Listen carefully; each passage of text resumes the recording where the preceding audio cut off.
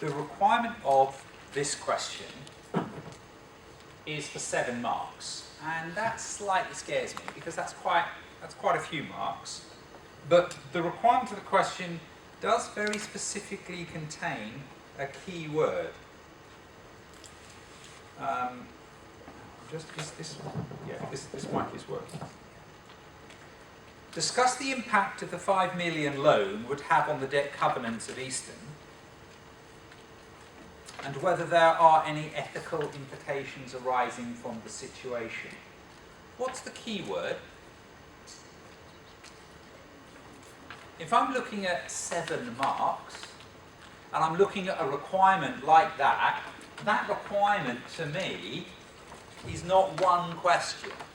How many questions are being asked? 2. Yeah, good. And the key word is that there's been the word "and."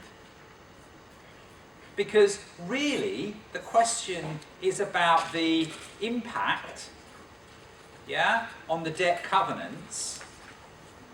What's the impact on the debt covenants? And then the second is about the ethics. Now, I wish I knew for sure whether it was 3 and 4 or 4 and 3. I don't know.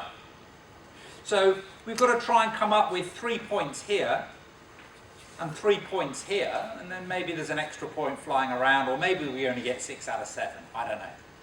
Yeah? But my idea would be a rough, even split. So I'm going to read the question knowing that I'm going to have to think about the impact of a loan on the debt covenants and whether there are any ethical implications. Shortly before the 31st of January, Western gave a 5 million, zero-interest, short-term loan to its subsidiary, Eastern. So West is lending money to East, and we, in the requirement, are East. So we're looking at the impact of East. So East has borrowed 5 million from Western. Now, East repays the loan 2 weeks later. I am East, I borrow money from my parent, which I then repay in early Feb. Since the loan was repaid within 30 days, it was classified as a trading item on the balance sheet date. Consequently, Western included the balance in trade debtors and Eastern included it in trade payables. I am East, I've included the loan as trade payables. Eastern has several bank loans with substantial debt covenants. Covenants are undertakings. Covenants are agreements. And they are linked to interest cover and gearing. And those agreements will be that your gearing mustn't go too high or your interest cover mustn't go too high, otherwise you're in breach of your loan. The bank loans would be immediately repayable if Eastern breaches any of these terms of covenants, and before receiving the loan, Eastern had a bank overdraft of 4.5.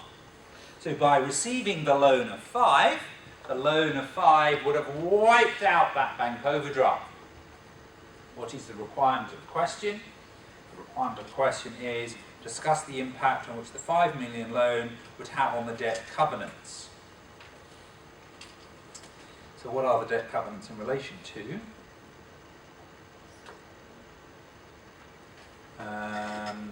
Has substantial debt covenants both linked to interest cover and the gearing ratio. Let's talk about the interest cover. What will be the impact on the interest cover of taking out this loan? Would it make the interest cover worse, better, or stay the same? Hello? Yeah? The 5 million loan is from our parent. Okay? What interest are we being charged on that loan? 0. So I've received an interest-free loan, just for a couple of weeks, just over the new year. So there's no interest charge that I will suffer on that. So there will be 0 impact on the interest cover. Because I won't have any interest expense on it. So Let me write an answer. I'm not going to be as time pressured. I want you to understand how we're putting this together.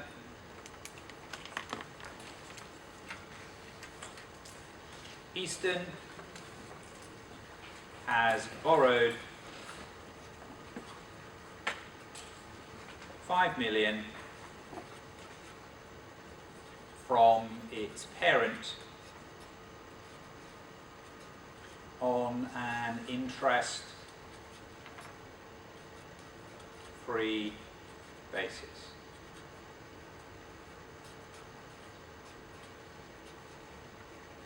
There will be no impact on the interest cover ratio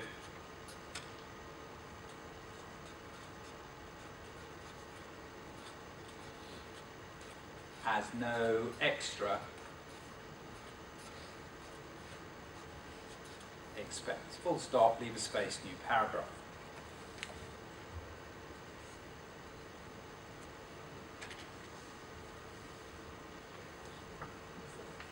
So we've borrowed 5 million on an interest-free basis. There will be no impact on the interest cover ratio because there's no extra expense. Why is there no extra expense? Because it's interest-free. I'm going round in circles.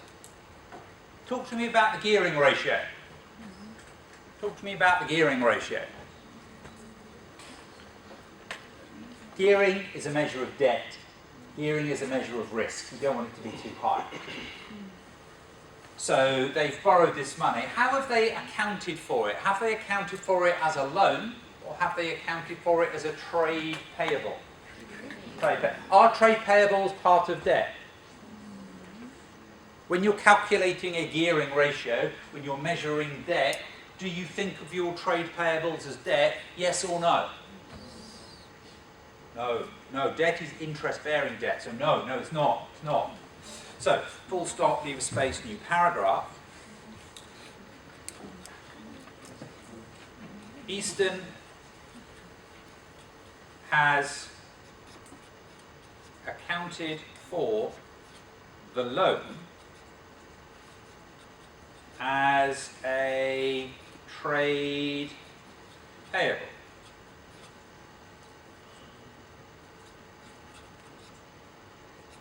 Traditionally,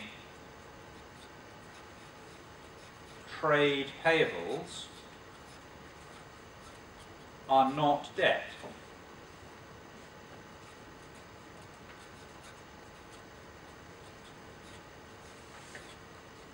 Traditionally, trade payables are not debt.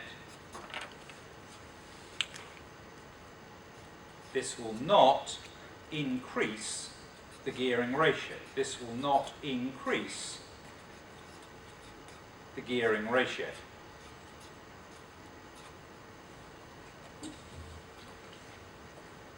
So, Eastern has accounted for the loan as a trade payable.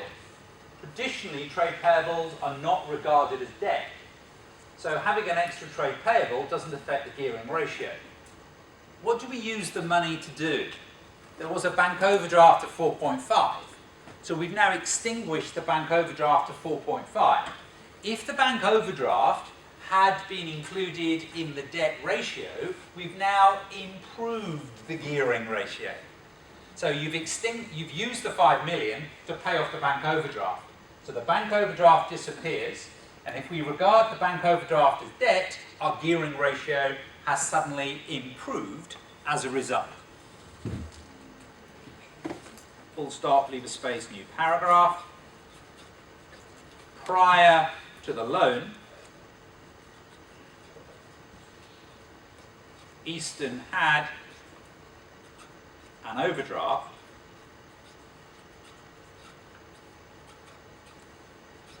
which is now extinguished.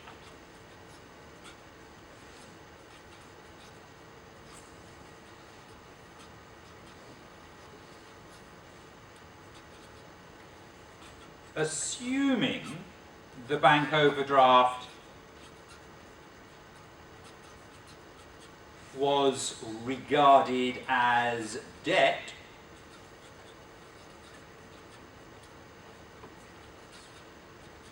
this means gearing is lower. This means gearing is lower. Because the bank overdraft doesn't exist anymore. What was the requirement of the question? The requirement of the question was, discuss the impact that the 5 million loan would have on the debt covenants. It's an interest-free loan, so it doesn't impact on the finance cost, doesn't impact on the interest cover. You're showing it as a trade payable. Because you show it as a trade payable, that won't have an impact on the gearing ratio, because you're not actually showing it as a loan. But what you're doing is you're wiping out the bank or overdraft. If the bank overdraft had been part of gearing, then actually now you've removed debt from the gearing, so the gearing looks lighter. The balance sheet looks stronger because you've removed the bank overdraft. We look more solvent. What's this got to do with ethics? Because I've now finished and I've now got to talk about ethics. I tell you what, I've got an answer. Everything is correct. I love what they've done. There are no ethical dilemmas whatsoever. Isn't everything just happy? Is that ever going to be your answer in the exam? No. So you're always going to have to find a line of attack. You're always going to have to find a line of attack. I suppose I could write, all accountants must act ethically. The ethical code has 5 pillars. These 5 pillars are objectivity. Objectivity means that we are independent. Boring. It's not what the examiner wants. They're not asking you, can you list out what ethics are? This is the P level. Yeah, it's the application level. Yeah, so we've got these pillars. Which one of them? Integrity. Talk to me about integrity. Why are you suggesting integrity here? Yeah, integrity is about, but in what particular aspect are they not being honest?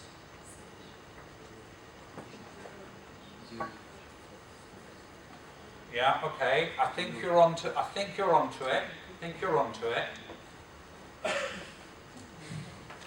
Do you agree with what the question has done?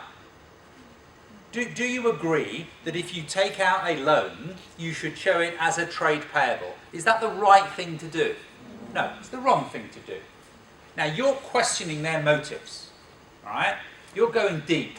You're going to the heart of it. Let me be a bit shallow. They've done something wrong. Yeah? They have incorrectly shown what is a loan. They have shown a loan, and it's a loan, and they're saying they're hiding it, they're pretending it's trade payables. If you have made a mistake, why does that breach ethics?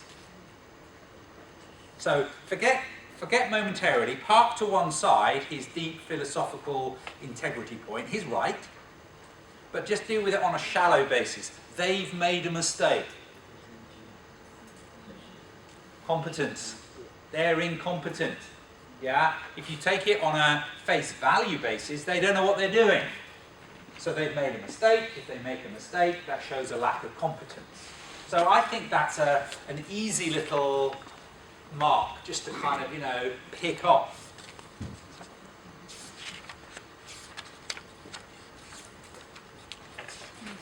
It is incorrect to present a loan as a trade payable.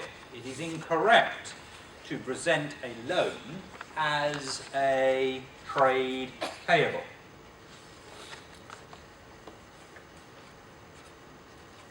An error has been made. This is unethical because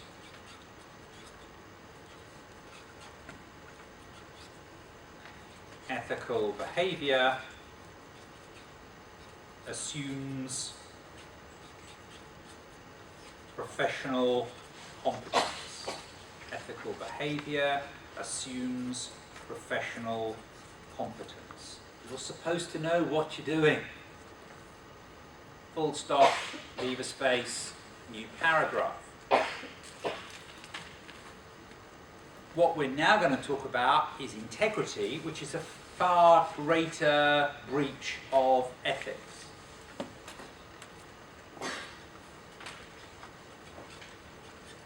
It may be, however, the error was deliberate. It may be, however, the error was deliberate.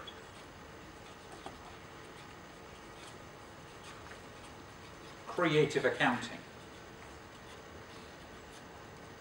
A deliberate attempt to deceive.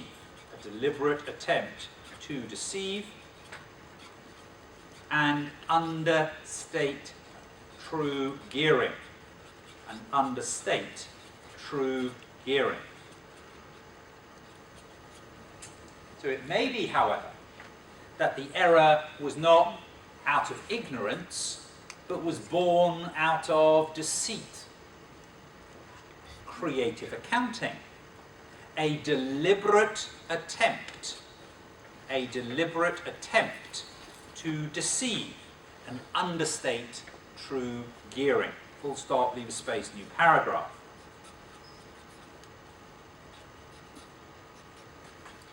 In these circumstances, it is a serious breach of ethics, as it shows a lack of integrity, as it shows a lack of integrity.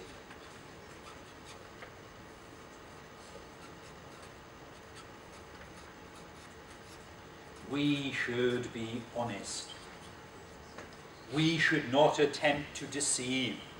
We should be honest and not attempt to deceive.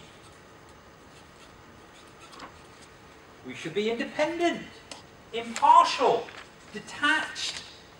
Yeah? We're there to give a true and fair view. So accountants should not be involved in such subterfuge, in such manipulative arrangements. Right. Let's take a time out for a second. This is a 7-mark exercise. This is, in these circumstances, it is a serious breach of ethics, as it shows a lack of integrity. We should be honest and not attempt to deceive. If I was marking this, yeah, what I would see is, yeah, that's worth a mark, that's worth a mark, yeah, that's worth a mark, this is worth a mark as we start talking about ethics, yeah, and then the sophisticated point. So at the moment, I'm looking effectively at 6 out of 6. No, 6 out of 7. Now, let me throw at you several alternative little additional points. If you wanted, oh dear, I've half said it. What the subsidiary company has done is borrow money from its parent a week before the year end, and then repaid that loan after the year end. Now, there's a technical term which describes that type of transaction, and that type of transaction is known as, it's an audit phrase really, I don't think I've ever used it in class, teaching UP2, window dressing. Yeah, so as a marker, if I find the phrase window dressing, that will be something that I would just give a tick, give them a mark, because they're correctly describing it. So you could get an extra mark for that.